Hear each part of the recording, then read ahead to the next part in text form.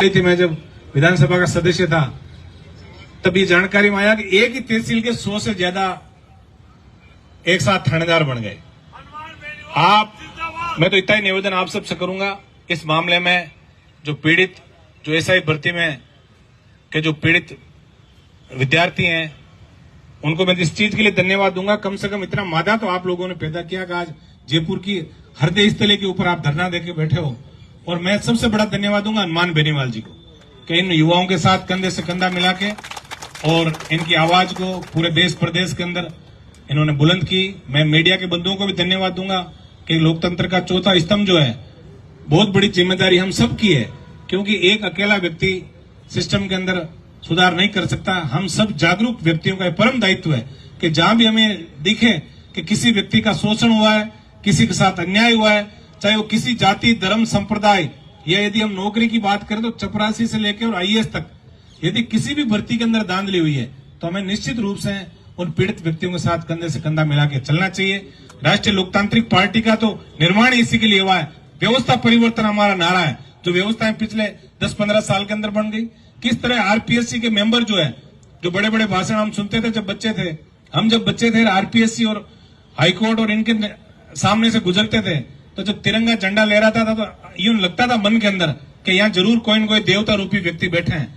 लेकिन उन देवता रूपी व्यक्तियों ने समूह बना के जिस तरह इन संवैधानिक संस्थाओं का दुरुपयोग किया, जो आज हालात हर व्यक्ति के मन के अंदर एक कुंठा पैदा हो गई ऐसे संस्थाओं के विरुद्ध, इसको समय रहता यदि हम सब लोगों ने मिलकर और ऐसी खतरनाक जो बीमारियां हैं इनको नेस्तनाबूद नहीं किया तो आने वाली पीढ़ी हमें कभी माफ नहीं करेगी। मैं आपसे यही निवेदन करूंगा और विशेषकर युवा साथियों से कि हनुमान बेनीवाल जी हमें जैसा भी आदेश दें, हमें जिस दिन तारीख मुकर्रर करें, जयपुर के अंदर बड़ी रैली का ऐलान करें, तब तक हमें जिला मुख्यालयों पे भी ये काम हमें करना है। हम हमेशा पीड़ित व्यक्ति के साथ खड़े रहें, चाहे आरएलपी सड़क से लेकर सदन तक हमेशा संघर्ष करते रही। आप लोगों ने देखा दुर्भाग्य से इस बार राजस्थान की विधानसभा में भले ही आरएलपी का कोई मेंबर नहीं हो, लेकिन अभी सड़क पे सिर्फ और सिर्फ विपक्ष की भूमिका में राष्ट्रीय लोकतांत्रिक पार्टी ही संघर्ष कर रही है। इस बात को आपको ध्यान में रखना है।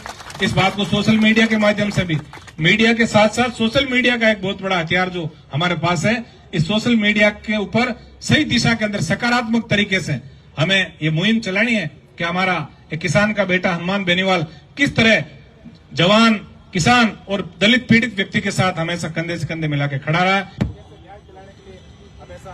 हनुमान बेनीवाल जी ने पूरा प्रयास किया। मैं तो इतना ही निवेदन आप सबसे करूंगा कि जैसा आदेश इस मंच से आपको मिले, उनके आदेश की पालना के अंदर हमें दिन रात एक करके, और जिस दिन भी हनुमान जी हमें धरने या बड़ा कार्यक्रम रैली का आदेश दें, उस दिन हमें जयपुर की सड़कों में बताना है, क्योंकि सरकार में कुछ अभी ऐसे लोग बैठे हैं जिन्होंने कभी उनको पता ही नहीं है सत्ता की एबीसीडी। अब आप देखो, ये बड़ी विडम्बना ही कहूंगा मैं इसको कि जो राजनीतिक रूप से चाहे किसी पार्टियां हो, जो अच्छे व्यक्ति हैं उनको दरकिनार कर दिया गया। आप लोग देख रहे हो जिस तरह एसआई भर्ती के अंदर जो अयोग्य लोग थे वो थानेदार बन गए, और जो राजनीति में भी यही हुआ है, अयोग्य लोग आगे आगे हर पार्टियों के अंदर और अच्छे लोगों को उन्होंने पीछे धकेल दिया। तो इसी का ये दंश हमें झेलना पड़ रहा है कि अच्छे व्यक्तियों का कहीं ना कहीं ठीक स्थान उनको नहीं मिल पाया है। तो हमें ये प्रयास करना है कि इन बच्चों को हम न्याय दिलाएं। एसआई भर्ती सहित अन्य ऐसी तमाम जो भर्तियां हैं जिनके अंदर इन लोगों ने गलत काम किया, आरपीएससी की मेंबर्स की जो संलिप्तता नजर आई, आरपीएससी के चेयरमैनों की जो भूमिका संदिग्ध नजर आई, उन सब के लिए हम सबको मिलकर प्रयास करना है। मैं एक बार पुनः आप सबसे यही निवेदन करूंगा कि जैसा आदेश राष्ट्रीय लोकतांत्रिक पार्टी के हमारे सुप्रीमो और जो मार्गदर्शन टीम है, ये जैसा आपको आदेश दें, उस आदेश पर हम सबको खरा उतरना है। और आने वाले दिनों में जयपुर के अंदर जैसे हमारी हुंकार रैलियों के माध्यम से सरकार को हमने झुकाया, राष्ट्रीय लोकतांत्रिक पार्टी जब बनी और उससे पहले भी 2016 के बाद लगातार हमने बड़ी रैलियों के माध्यम से एक संदेश राजस्थान के अंदर दिया, वैसा ही संदेश जयपुर की सड़कों से हमें देना है और युवाओं को ये आवाज दिलाना है।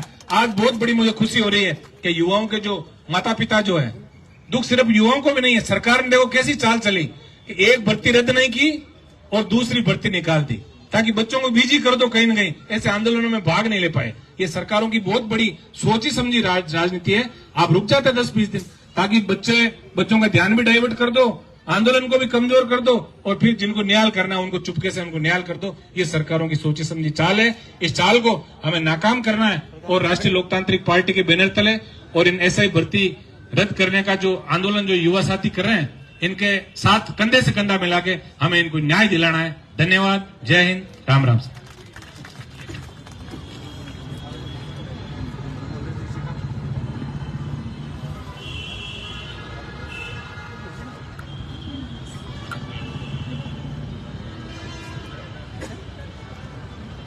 आज चूंकि आज के जो मॉक ड्रिल और ब्लैक आउट की जो आप लोगों ने सब देखा ऑपरेशन सिंदूर के बाद, ये हम सब के लिए बड़ी गौरव की बात है कि आज देश की सेना ने जो पाक अधिकृत कश्मीर के अंदर जो ऑपरेशन सिंदूर के नाम से बहुत बड़ी कार्रवाई की, निश्चित रूप से धन्यवाद के पात्र हैं हमारे सेना के महान सिपाही और सारे अधिकारी।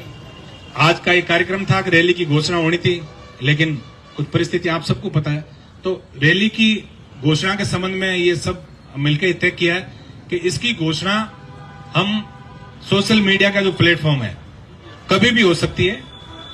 मॉक ड्रिल के ये जो आजकल का जो चल रहा है, आप लोग एकदम आपको तैयार रहना है, सारी चीजों को आपको सोशल मीडिया के माध्यम से देखना है और उसके बाद पूरी तैयारी के साथ जिस दिन में चाहे एकदम जैसे सेना को पता थोड़ा ही था कि ऑपरेशन सिंदूर करना है, जिस तरह सैनिक तैयार रहता है वैसे ही राष्ट्रीय लोकतांत्रिक पार्टी के प्रत्येक सैनिक को हमेशा ये तैयार रहना है कि हमारा कमांडर रात को भी हमें कोई न कोई जो सूचना दे दे उसके लिए हम कंधे से कंधा मिलाकर लड़ने को तैयार हैं। जैसी भी सूचना आपको मिलेगी,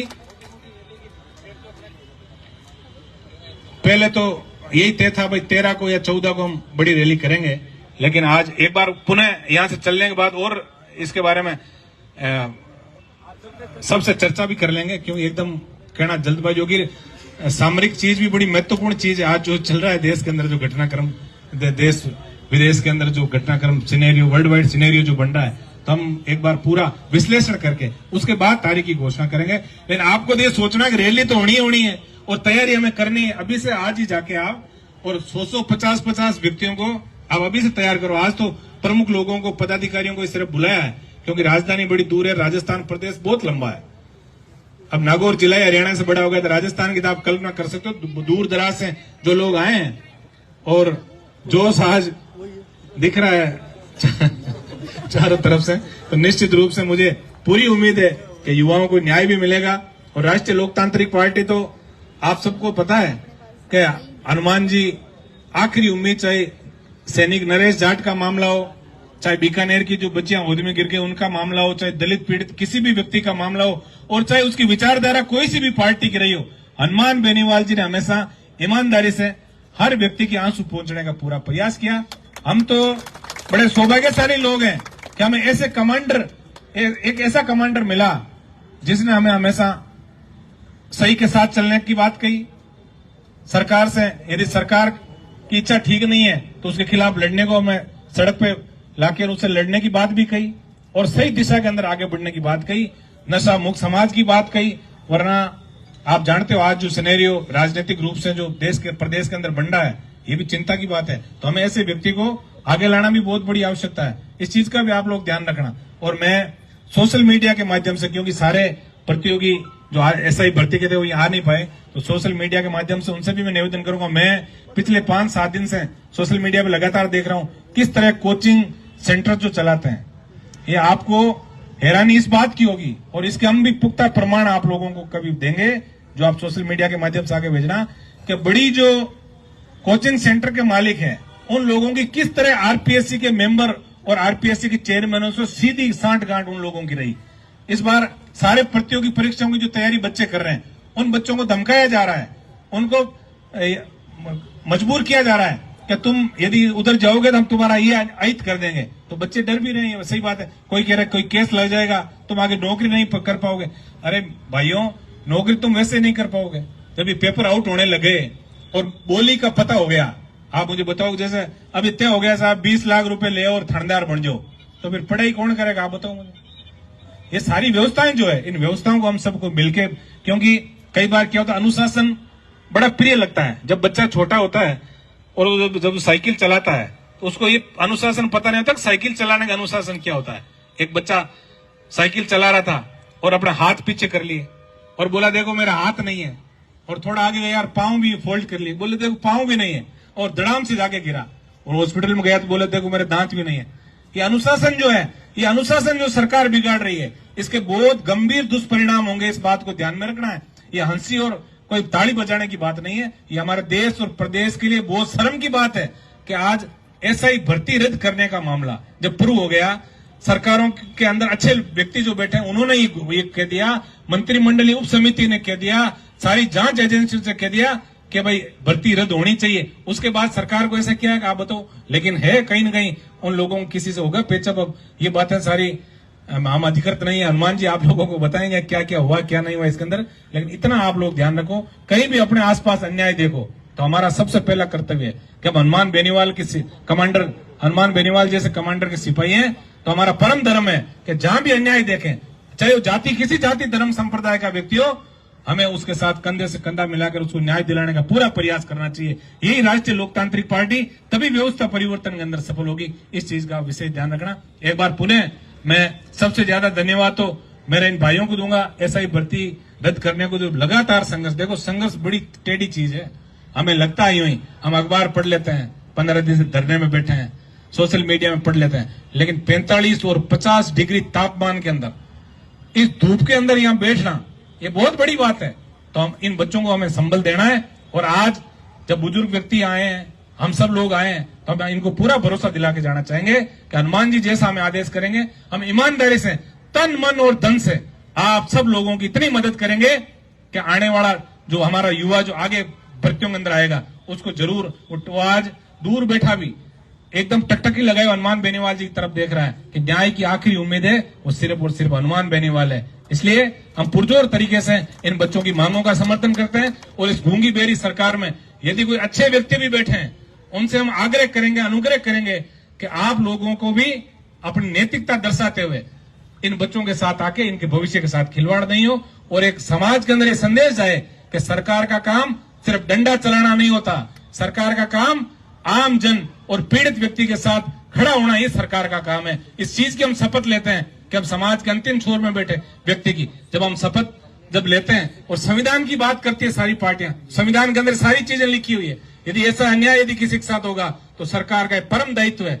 और सरकार के मंत्रियों की समिति जिनका एक सारा जो दायित्व है मिलके होता है, सरकार का एक मंत्री यदि जवाब देता है तो इसका मतलब पूरी सरकार उसके लिए जिम्मेदार है। तो समिति ने ये कह दिया कि भर्ती रद्द होनी चाहिए, फिर सीएम साहब को कहां जोर आ रहा है। तो मैं तो सोशल मीडिया के माध्यम से, क्योंकि सीएम साहब से वैसे हमारा तो कोई परिचय है नहीं, तो सोशल मीडिया के माध्यम से कह सकते हैं कि कम से कम आपको अपनी राजनीतिक रोटियां सेकनी हो सेको, लेकिन इन बच्चों की तरफ आप देखो, कम से कम रहम करो, वरना इनका यदि गंभीर कोई बड़ा इनके मुंह से कोई निकल गया ऐसा और उसकी सजा यदि मिलेगी तो आप मेरे हिसाब से राजनीति में आने की हिमाकत नहीं कर पाओगे।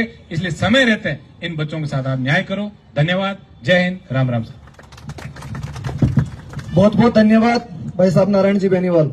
संबोधन की अगली कड़ी में मैं निवेदन करूंगा राष्ट्रीय लोकतांत्रिक पार्टी के राष्ट्रीय सचिव भाई साहब नेम सिंह जी से कि आप भी जो है माइक्रोफोन पे युवाओं को संबोधित करिए। भाई साहब नेम सिंह जी फौजदार।